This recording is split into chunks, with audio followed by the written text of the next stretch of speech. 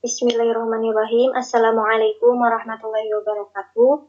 Kami kelompok 2 dari mata kuliah Kewirausahaan dan Pemasaran akan mempresentasikan mengenai produksi dan rencana usaha dari produk kami, yaitu Morico atau Moringa Oliver Chocolate.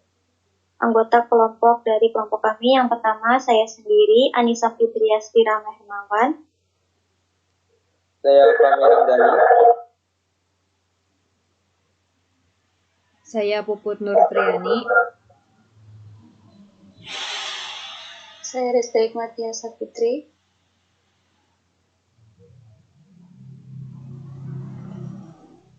Saya Sipa Nurul Alinda. Saya Siti Sarah.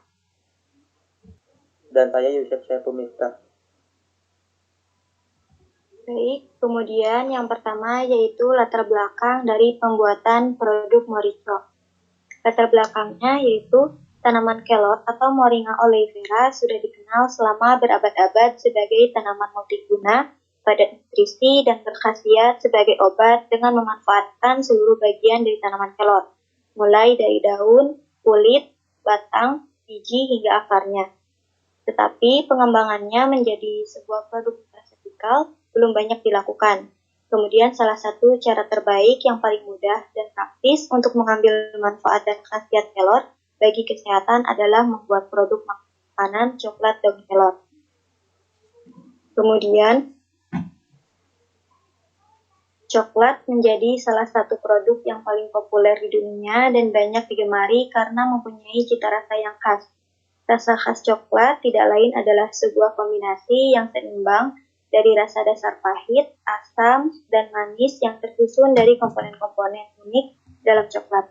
Tetapi modifikasi makanan atau minuman coklat dengan bahan alam lain yang menambah kekhasan tersendiri kurang dikembangkan. Sehingga kami membuat inovasi dengan memodifikasi makanan coklat dengan bahan herbal daun kelor. Selain menambah ragam rasa pada coklat, modifikasi ini juga kaya akan khasiat yang baik untuk kesehatan tubuh. Next. Kemudian bahan utama dari produk kami yaitu daun kelor. Kelor atau Moringa oleifera merupakan tanaman yang berasal dari dataran sepanjang sub-Himalaya, yaitu daerah India, Pakistan, Bangladesh, dan Afghanistan. Kemudian kelor termasuk jenis tumbuhan perdu berumur panjang berupa semak atau pohon dengan ketinggian 7-12 meter. Batangnya berkayu atau lignesus, tegak, berwarna putih kotor, berkulit tipis, dan mudah patah. Kemudian cabangnya jarang dengan arah percabangan tegak atau miring, serta cenderung tumbuh lurus dan memanjang. Next. Kemudian manfaat dari daun kelor. Daun kelor mempunyai kandungan gizi yang tinggi karena mempunyai kandungan nutrisi, mineral, serta asam amino esensial. Pada setiap 100 gram daun kelor kering dapat mengandung senyawa-senyawa berupa 2 kali lebih tinggi protein dibandingkan yogurt, 7 kali lebih tinggi vitamin A dibandingkan wortel, kemudian 3 kali lebih tinggi kalium dibandingkan pisang, 4 kali lebih tinggi kalsium dibanding susu, dan 7 kali lebih tinggi vitamin C dibanding jeruk. Kemudian penjelasan selanjutnya akan dijelaskan oleh rekan saya. Baik, terima kasih. Saya akan melanjutkan untuk slide selanjutnya, yaitu coklat merupakan sebutan untuk hasil olahan makanan atau minuman dari biji kakao. Coklat pertama kali dikonsumsi oleh penduduk Mesoamerika kuno sebagai minuman. Coklat dengan kandungan kakao lebih dari 70% juga memiliki manfaat untuk kesehatan. Karena coklat kaya akan kandungan antioksidan yaitu fenol dan flavonoid.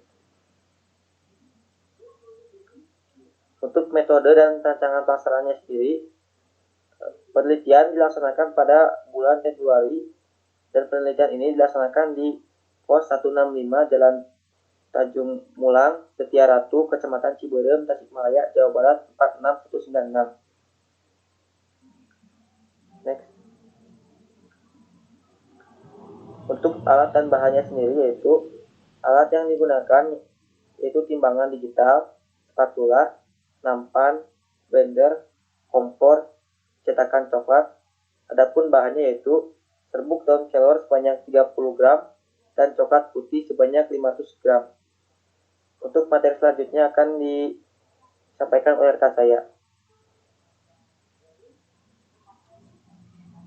Baik, selanjutnya yaitu alur pengerjaan. Yang pertama yaitu pengumpulan bahan, yang kedua yaitu sataris daun kelor, yang ketiga penghalusan bahan, yang keempat pencampuran bahan, yang kelima pengemasan produk, yang keenam uji hedonik, dan yang ketujuh uji karakteristik dan uji lainnya.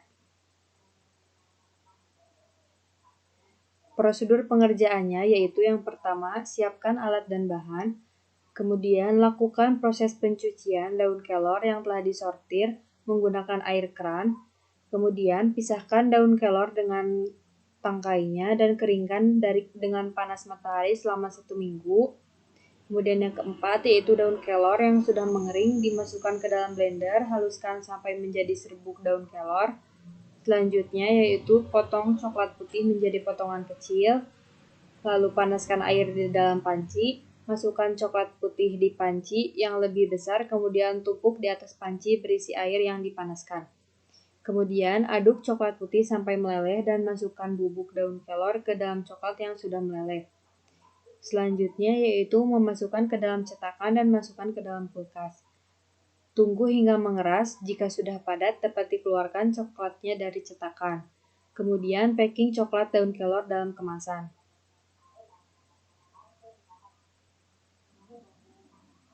Selanjutnya, pemateri dari selanjutnya.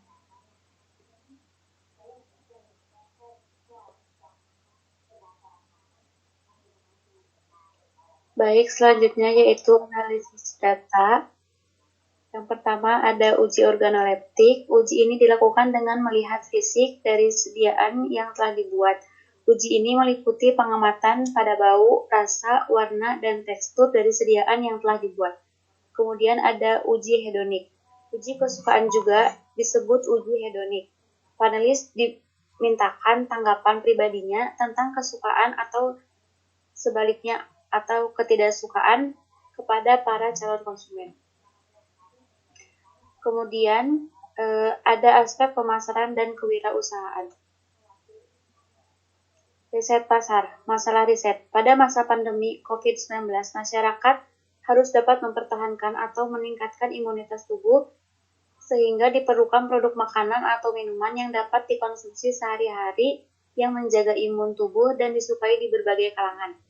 Tujuan risetnya untuk membantu masyarakat dalam meningkatkan imunitas tubuh dengan menciptakan produk makanan sehari.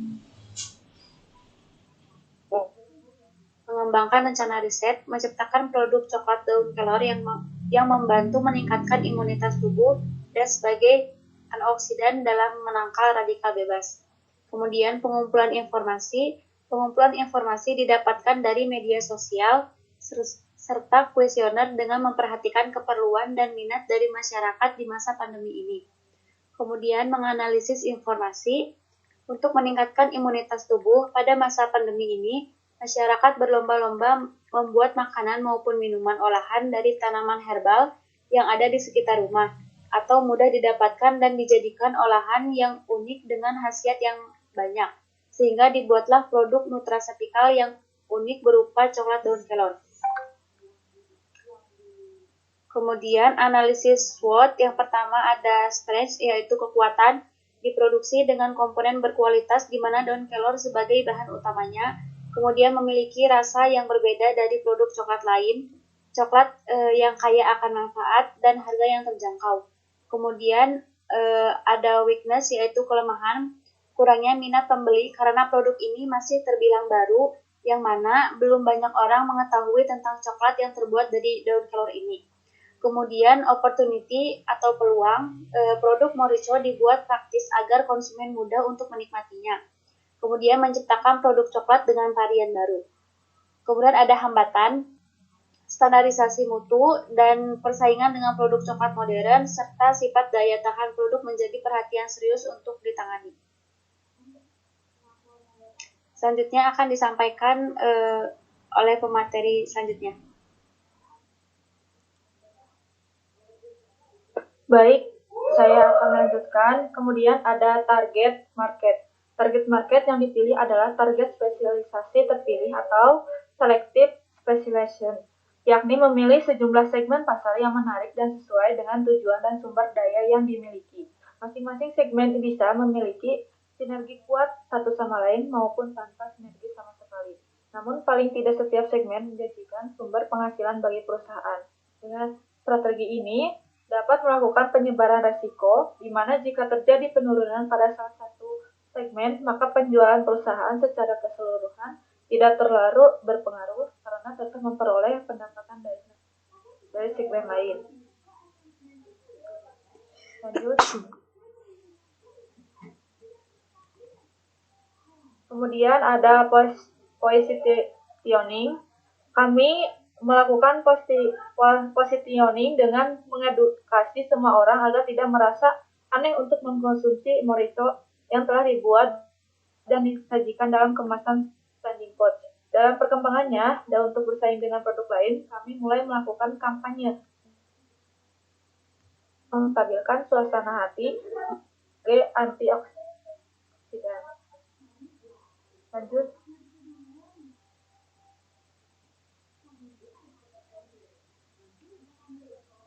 Untuk marketing mix, jadi produk untuk yang satu yaitu produk.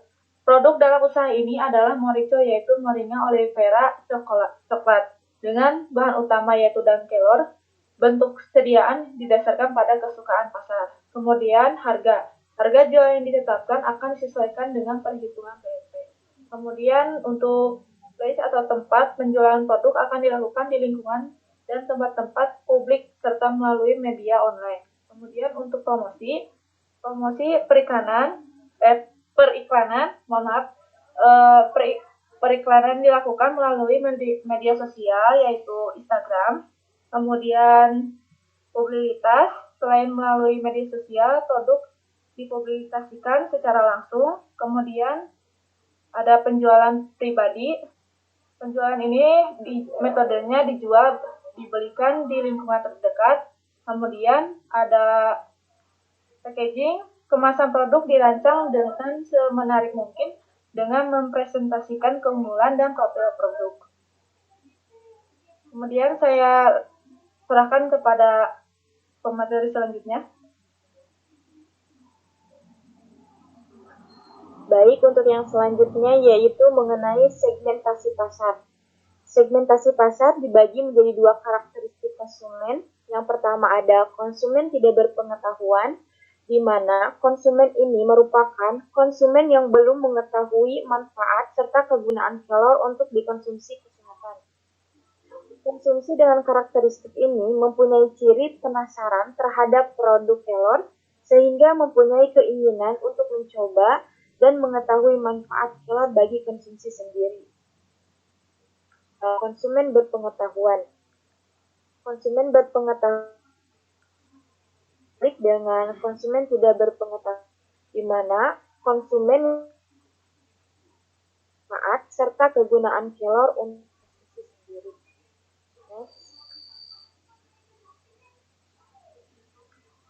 Itu saluran pemasaran.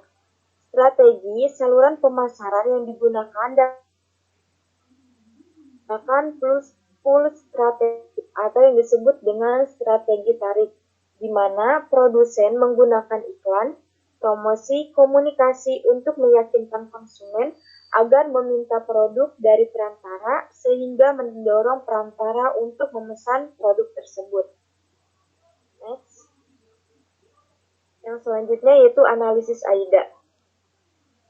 Seperti yang diketahui, bahwa analisis AIDA merupakan model efek iklan yang bertujuan untuk meningkatkan perkembangan bisnis.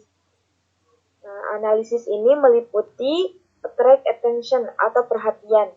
Maksud perhatian di sini yaitu mengenalkan Moricho atau coklat daun kelor pada konsumen menggunakan media sosial mengenai poster pengenalan produk Moricho baik di Instagram, WhatsApp, Facebook maupun media sosial lainnya. Yang kedua ada create desire atau keinginan. Mohon maaf, yang kedua ada maintain interest atau minat. Maksud minat di sini yaitu memberikan rincian atau pemberian informasi mengenai manfaat atau khasiat yang sangat banyak dari coklat daun kelor, terutama dalam upaya peningkatan imunitas tubuh dan sebagai antioksidan di masa pandemi dengan semenarik mungkin serta sejelas mungkin. Yang ketiga ada create desire atau keinginan. Maksud keinginan di sini memberikan beberapa promosi awal penjualan kepada konsumen untuk membujuk mereka membeli morico atau coklat daun kelor, disertai pengenalan produk berupa informasi ataupun tester produk sebelum pembelian. Dan yang terakhir ada get action atau aksi. Maksud aksi di sini juga memberikan beberapa promosi awal penjualan kepada konsumen untuk membujuk mereka membeli morico, disertai pengenalan produk berupa informasi ataupun tester produk sebelum pembelian. Untuk yang selanjutnya akan dibahas oleh rekan saya.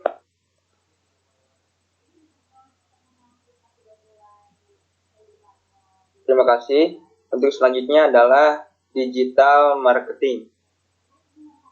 Untuk digital marketing yang pertama adalah content marketing. Konten marketing yang dipilih dalam memasarkan produk, media sosial, dan infografik disasarkan pada target pasar dengan memperhatikan beberapa faktor seperti umur dan sosial budaya. Yang kedua adalah sosial media marketing. Media sosial yang digunakan adalah Instagram, WhatsApp, dan Facebook guna mempromosikan produk. Yang ketiga adalah email marketing. Email marketing ini digunakan pula strategi pengiriman email guna mempromosikan produk ke jejaring yang lebih luas. Selanjutnya adalah analisis keuangan.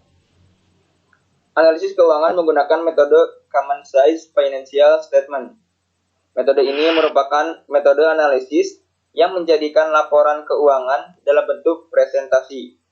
Adapun presentasi yang dibuat biasanya berkaitan dengan jumlah yang bernilai penting, misalnya aset pada neraca, penjualan pada laporan laba atau rugi.